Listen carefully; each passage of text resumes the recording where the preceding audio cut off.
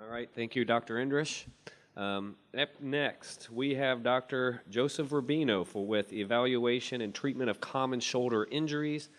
Dr. Rubino is certified by the American Board of Orthopaedic Surgery with a subspecialty certification in orthopedic sports medicine. He is an associate professor in orthopedic surgery and sports medicine at Wright State University, Boonshoft School of Medicine. He has been on staff with the University of Dayton since the fall of 2010 as an orthopedic consultant. Please welcome Dr. Rubino. Thank you.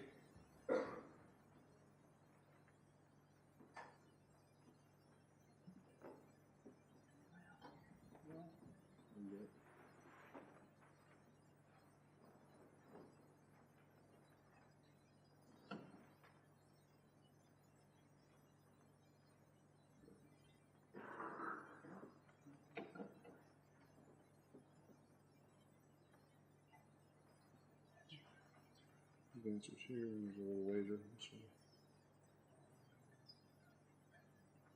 Yeah, okay. All right, well, thank you all for being here. As I go through this, please don't hesitate to stop me as I'm talking, ask questions if you have them. Not going to bother me one bit to interrupt. So today we're going to talk about a number of different types of shoulder injuries that are common, some of them in the athletic population, but generally speaking, they're common injuries across the board. All these things will be discussed. And here's just a quick video of what we see in a common shoulder injury. The sports-related issue, shoulder dislocation. It's not the type of thing that we see daily, but things we see covering games and whatnot. We see them in the adult population also. When you have a shoulder dislocation, almost always they go out the front. So they're anterior shoulder dislocations. Every once in a while you see them out the back. They're much more rare. When you see these, whether you're an athletic trainer in the field, at an urgent care, or you're just seeing patients at track meet, whatever you're doing, it's very reasonable, if you have any ability to do so, try to get them reduced as soon as possible. So you can do a lot of different things for the shoulder dislocation. But generally speaking, reducing the shoulder is a great idea if you can get it done soon. It's much easier, the patients are much more comfortable, they don't go into spasm, so it's not quite as hard to do as you may think. And oftentimes to reduce them is just some slow and steady traction as they relax and the shoulder will pop back in. You do need to get x-rays if you do see this, so if you were to see this on the sidelines or see this in the urgent care center, and you were to reduce this, you do need to get reduction x-rays, and that's absolutely essential, so we don't think we've reduced them and mistakenly have not done that. And here's just an example on the right side of this. Make sure I'm on the right. Yeah, right. On the left side of your slide, excuse me, your shoulder dislocation. That's just a one view. You can clearly see here, the humeral head is dislocated from the glenoid. Okay, same thing over here. Humeral head is dislocated from the glenoid. There's a huge space here. It should be filled. Okay. The reduction X-ray on the other side is kind of unusual looking. It doesn't quite look like a normal shoulder. It's rotated a little bit. There may be a defect in the bone from the injury. But what's important to know about that X-ray is it is completely inadequate to let the patient go. So if you're seeing someone in an emergency room, urgent care center, office setting, that one X-ray is not enough to say the shoulder is reduced. It has happened, will continue to happen, where that gets sent out, the patient comes back a week later or so, and they're still dislocated, and the X-ray was not completely representative of what was going on. So it's important to always get what's called an axillary lateral X-ray. And that X-ray will look something like the one on the right. So now you have two views. It's not the same shoulder, but two views. You've got your AP view here. You've got an axillary lateral here. We've got the glenoid and the humeral head. You can't see that over there. But humeral head here, glenoid here, and you can see they're lined up well. Again, same thing. It's lateral view. Glenoid's here, humeral head's here. Now, obviously, there's a big defect here. We're going to see that in a schematic picture in a minute. But the point being, you've got this reduced in two different planes. You know the shoulder is not dislocated anymore.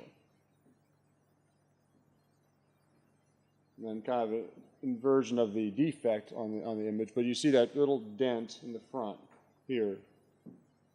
Okay, and you see it here as well. All right, that's called a Hill-Sachs lesion, and that's sometimes what happens when you dislocate the shoulder and you have your relatively soft humeral head that impacts against the hard corner of the glenoid. It can do it from just the dislocation and the retraction or the contraction of the muscle. It can do it by sitting dislocated and basically erode that bone. But that is not an uncommon thing to see, which is called, again, a Hill-Sachs lesion. That's typically also associated with what we call a Bankart tear. So when you have a shoulder dislocation, we see on an MRI or on an arthroscopy a tear in your labrum, and that's called a Bankart tear. So when you hear the term Bankart tear, it's a labral tear. It's almost always associated with a dislocation. Doesn't always need to be fixed per se, but that is the common lesion, what they call the essential lesion for a shoulder dislocation. So, seeing the patient, they've dislocated their shoulder, they're now reduced. What do you do with them? Sling is fine. A simple sling is absolutely fine, assuming their shoulder is reduced and stable. Ice, obviously, is very helpful. Pain medication is essential. You want to make sure they're referred appropriately, so a shoulder dislocation probably should be referred to an orthopedic surgeon. Doesn't absolutely have to be. If it's a young person and they want to go see a family practice doctor, that's fine, but wouldn't be unreasonable to send that person to an orthopedic surgeon. Then what do you do with them once you get them back in the office? A one-time dislocation is not necessarily surgical. Okay, so you can rehabilitate them when they're comfortable, work on their motion, when their motion's better, work on their strength's symmetrical. They want to go back and play sports or go back to work, that's fine. A second dislocation typically will get you surgery. But the first dislocation, we kind of say, we'll grant you one, second one's a surgical problem. Do they happen again? Yeah, absolutely. Younger people tend to recur. The numbers are all over the board, but generally speaking, there's a high incidence of recurrence in certain activities, particularly football, wrestling, those type of things, for recurrence in young people. But nonetheless, it doesn't mean they have to, and I can't sit here and tell you we should fix every one of these. But one that I didn't mention here is, what do you do in the 50-year-old who dislocates their shoulder slipping on the ice? Okay, that's a different population. All the same things have to happen. They have to get their shoulder reduced, they have to get the appropriate x-rays and immobilize them. But those people have a tremendously high incidence of massive rotator cuff tears.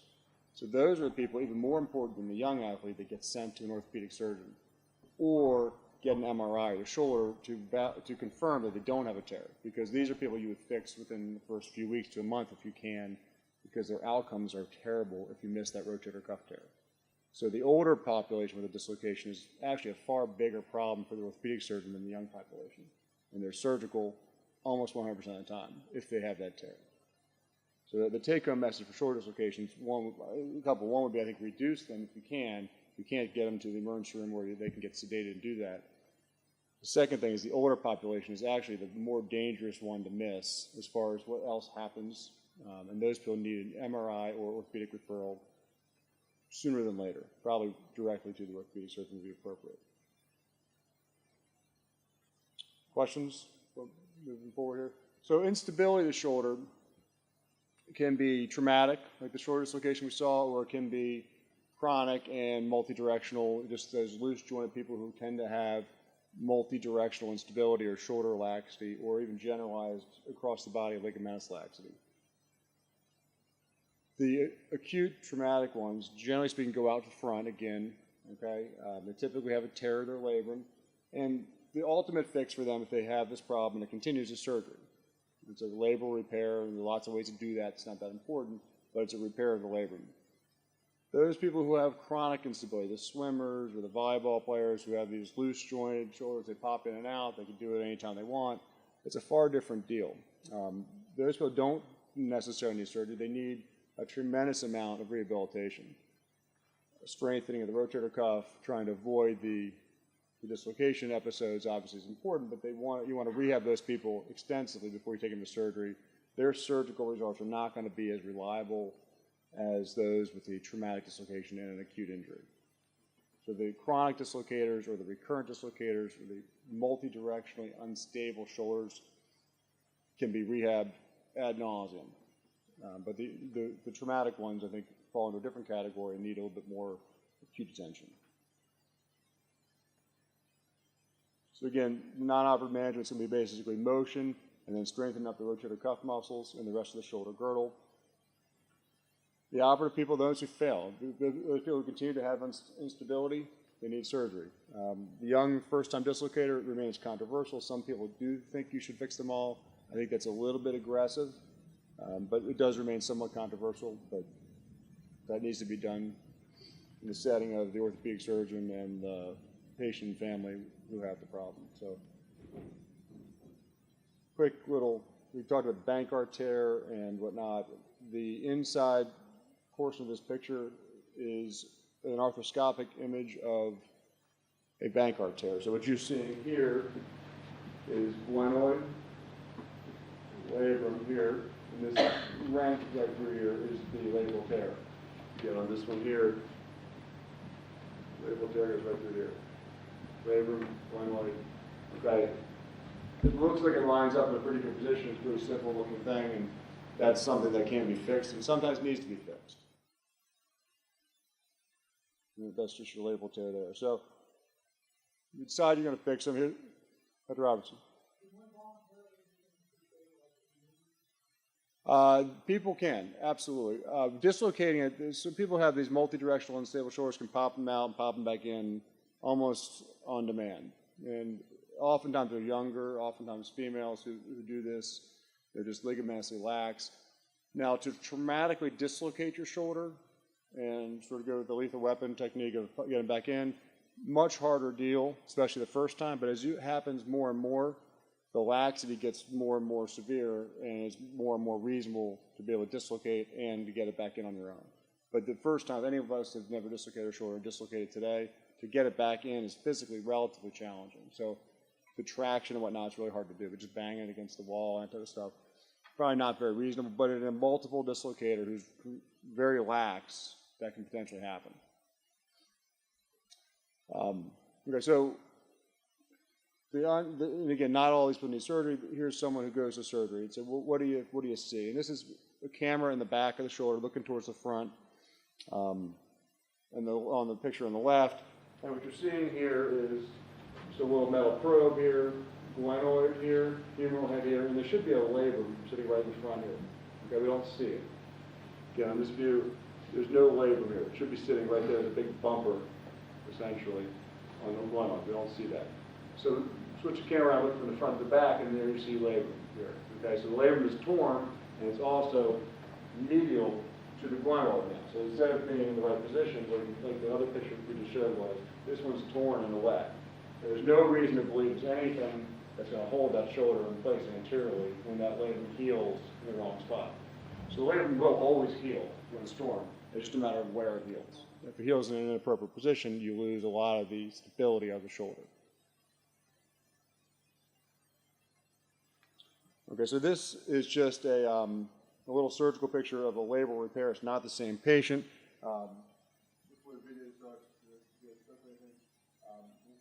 Glenoid, labrum, this is part of the passage technique, humeral head. Okay, this is all in the front. Again, over there, glenoid, labrum, humeral head. And the stitch is something we passed to get control of the labrum, and now we're going to anchor it back down, I think.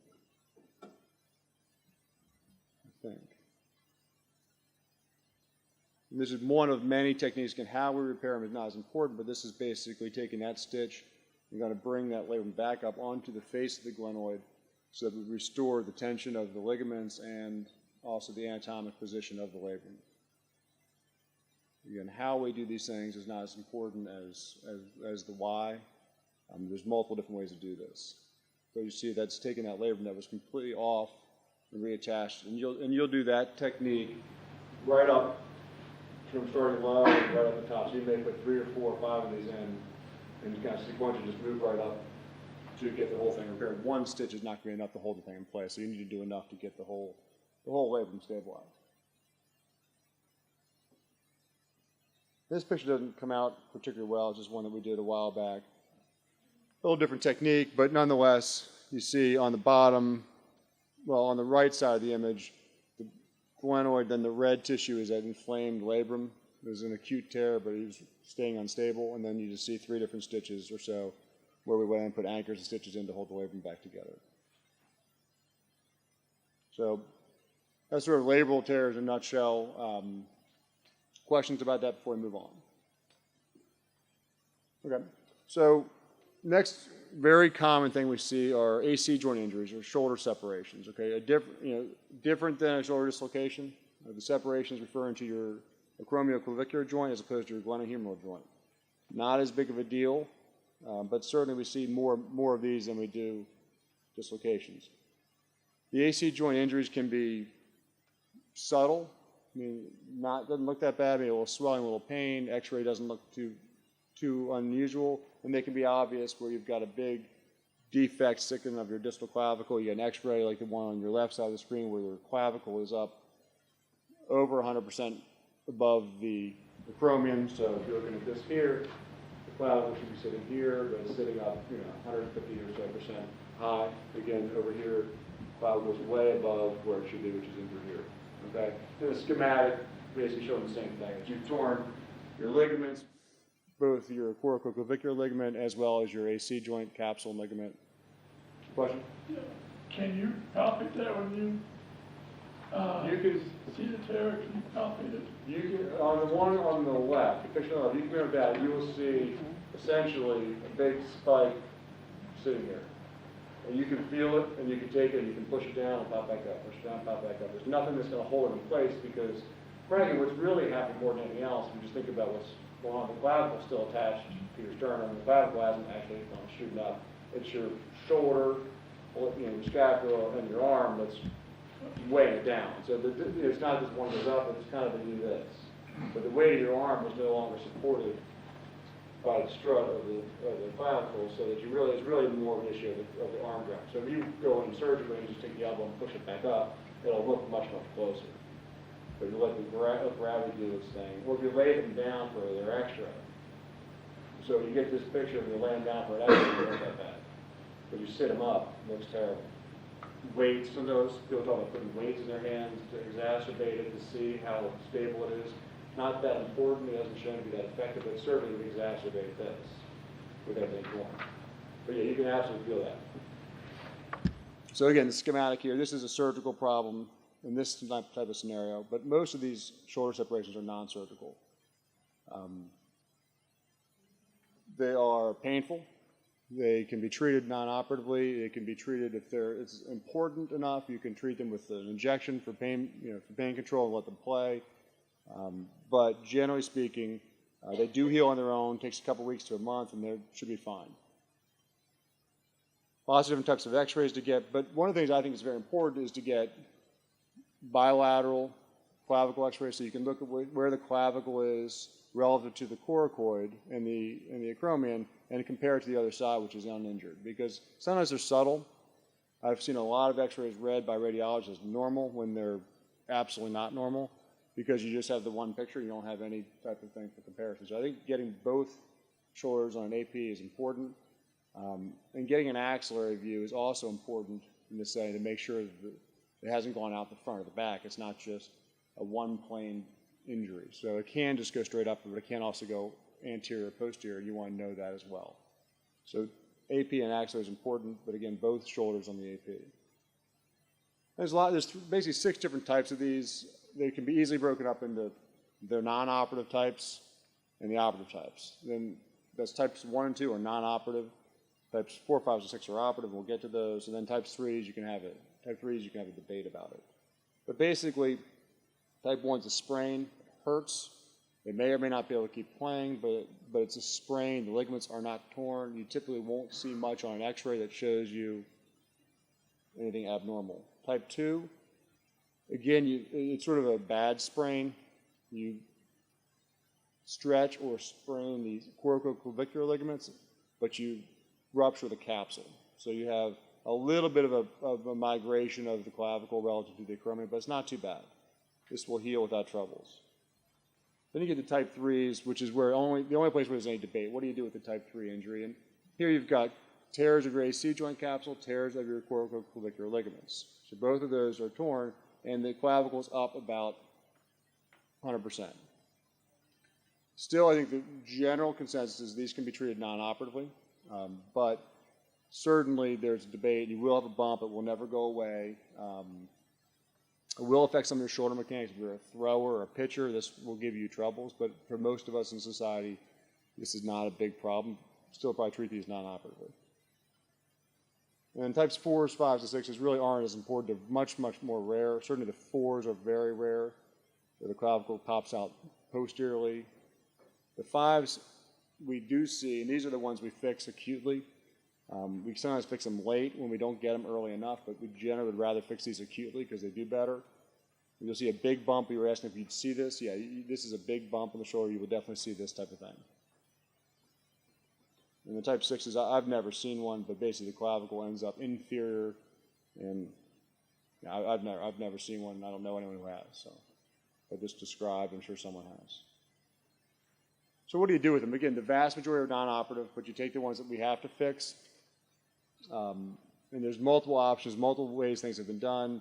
At the top, you see some pins across the joint to hold it in place. Then you see a screw on the bottom left and a little wire on the right. And all of these have been shown to have problems. There's your broken pins on the left. Your pin in the chest wall or in the lung is not so good in the middle. Your screw breaking or bending. All these things are problems because you're putting fixation across a joint. Any piece of metal is going to break at some point when it fatigues. No matter what the metal is, it fatigues. And then you've got a joint where it keeps moving. There's no way it works. So these are hard problems to fix. And so we've done some different things that give us some options to fix these that aren't going to break. But again, it goes back to why I get both of them. So here's your x-ray of the right and the left. The one on the left doesn't look that bad, but it gives you a comparison view of how high is that clavicle relative to the uninjured side. This one was more of a type 3. I don't always fix these, but this particular patient was not doing well. This is just an intraoperative picture of what we're doing with him. You see a drill coming down through the clavicle, through the coracoid here. Again, the drill bit coming through here, okay? And then the fixation, which is basically, you've got a piece of metal here, deployed on the backside or underside of the coracoid. Again, shaking hand with my coffee, but here's a little button there, and a button up top. There's two metal buttons, and there's a suture in between them. It's a heavy stitch. Basically, what you do is you put the button in, deploy it, it's toggleable, push the clavicle down, shuttle the stitches to secure it, and then tie it on top. So you got a button on top, button on bottom, holding in place, and then suture. It's a heavy suture, not a breakable stitch, typically. Holding the thing down, and then you let the corticoclavicular ligaments, AC joint capsule ligaments heal. Relatively on time for this year. And this generally will stay put. Patients do well with it. We just don't do it that often because we just don't see that many of these surgeries. Question? What's the functional outcome between non-surgical and the surgical route? Do you find that you have issues with regaining range of motion when you go in and surgically repair it compared to non-surgical? Okay, so if you just leave it alone, rehab versus fixing them, so in this type of patient here, like a type 5, if you don't fix them, they'll forget the bump. The bump is there. People don't like the bump, but the bump is there. It's not what causes people long-term problems. Your shoulder mechanics are off. You've lost your strut. You see about your shoulder. If it's a non-dominant shoulder, you don't do much overhead, probably won't bother you too much.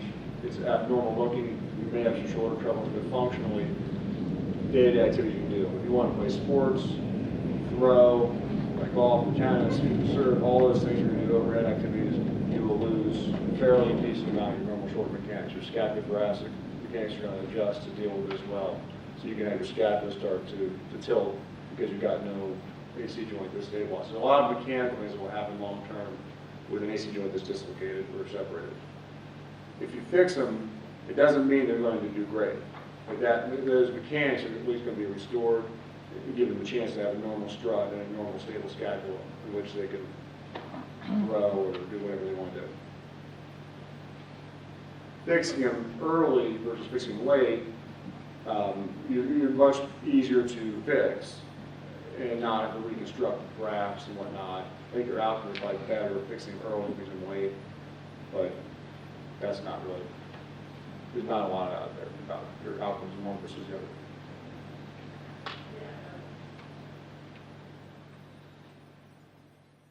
Okay, so moving on from that, what we see a lot of this during football season, not so much, maybe a little bit of wrestling, but brachial plexus injuries, burners or stingers.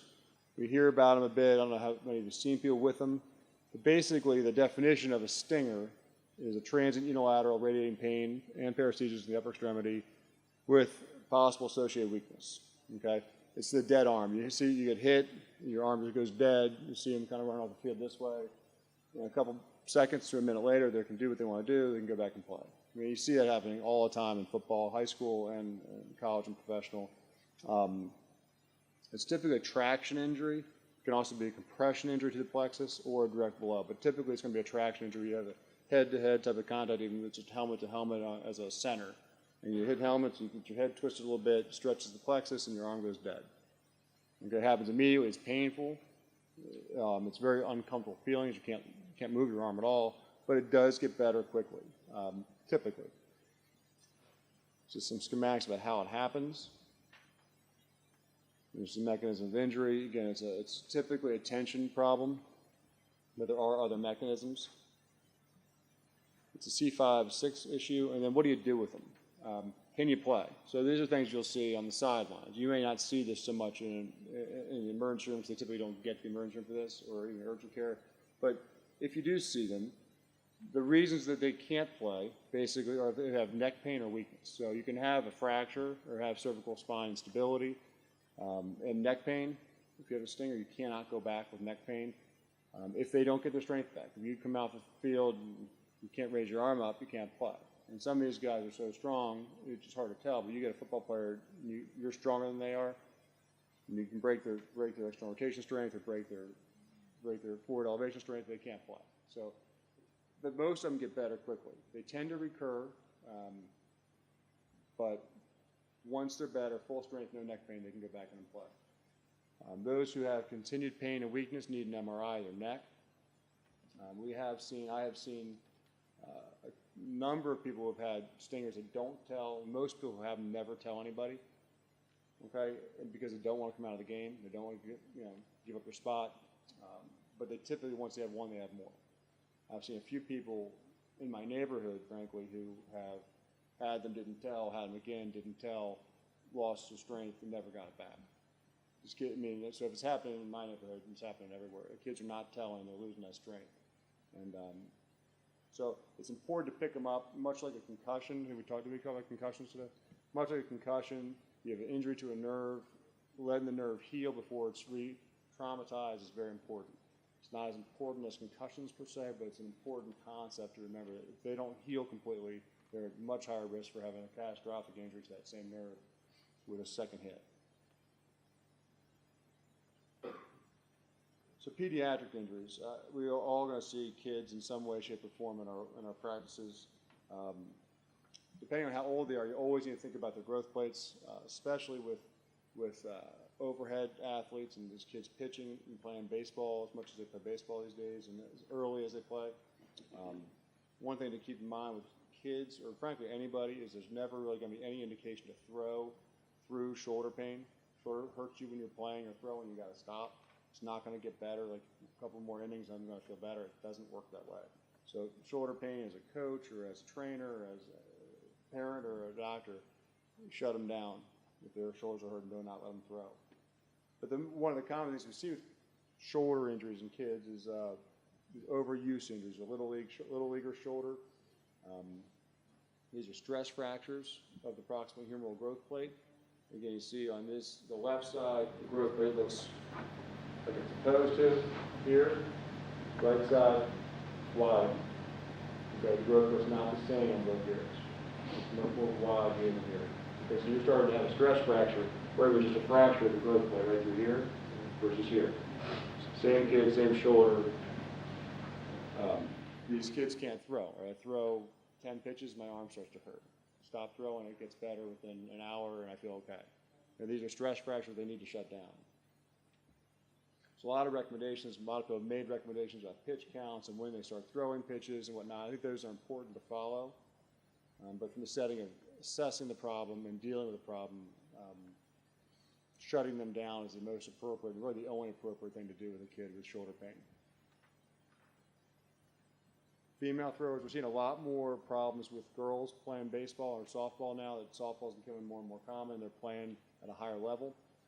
Girl pitchers, the mechanics of windmill pitching are not fully understood relative to, or at least not as much so as the mechanics of the overhead throwers in baseball.